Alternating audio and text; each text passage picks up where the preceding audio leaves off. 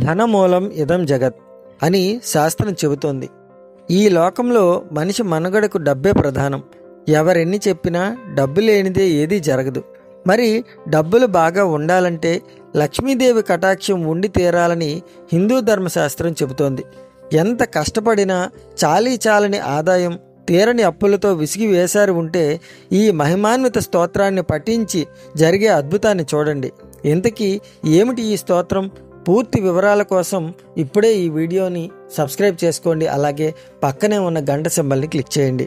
నడిచే దైవంగా పేరుకాంచిన శ్రీ ఆది శంకరాచార్యులు ఆశువుగా చెప్పిన కనకధార స్తోత్రం అత్యంత మహిమాన్వితమైనది.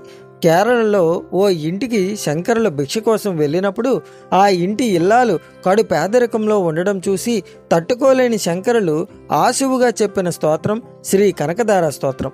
శంకరుల కృపతో ఆ రోజు ఆ పేదరాలి ఎంట కనకవర్షం కురిసింది.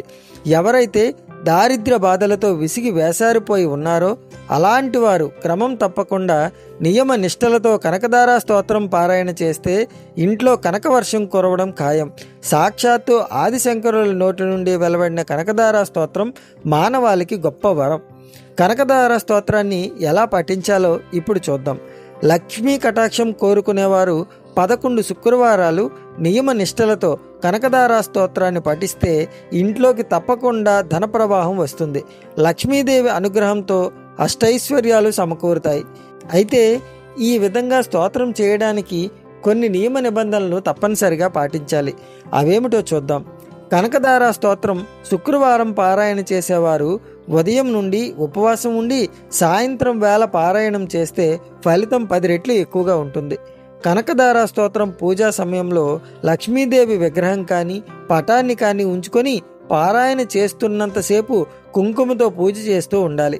అమ్మవారిని శ్రీగంధంతో అలంకరించాలి. కనకధార స్తోత్రం పారాయణ సమయంలో తామర పువ్వులు, మల్లె పువ్వులు, జాజి పూలతో అమ్మవారిని పూజించాలి. పూజ పూర్తయిన తర్వాత పచ్చకర్పూరంతో శ్రీ మహాలక్ష్మికి నీరాజనం ఇవ్వాలి. అమ్మవారికి నైవేద్యంగా తేనె కలిపిన పచ్చిపాలు, కొబ్బరికాయ, అరటిపండ్లు, క్షీరాన్నం వంటివి నివేదించాలి. చివరగా దరిద్ర బాధలు పోగొట్టమని మనసులో నమస్కరించుకొని అమ్మవారి ఎదుట 3 ఆత్మ ప్రదక్షిణలు చేయాలి. ఇలా నియమానుసారంగా 11 శుక్రవారాలు కనకధార స్తోత్రం పారాయణ చేసినట్లయితే సమస్త దారిద్ర బాధలు పోయి అష్టైశ్వర్యాలు కలుగుతాయి. ఇక్కడ ఒక్క విషయం తప్పకుండా గుర్తుపెట్టుకోవాలి. ఎవరికైనా కష్టపడి పనిచేస్తేనే డబ్బులు వస్తుంది. ఖాళీగా కూర్చుని పూజలు చేస్తే డబ్బులు రావు.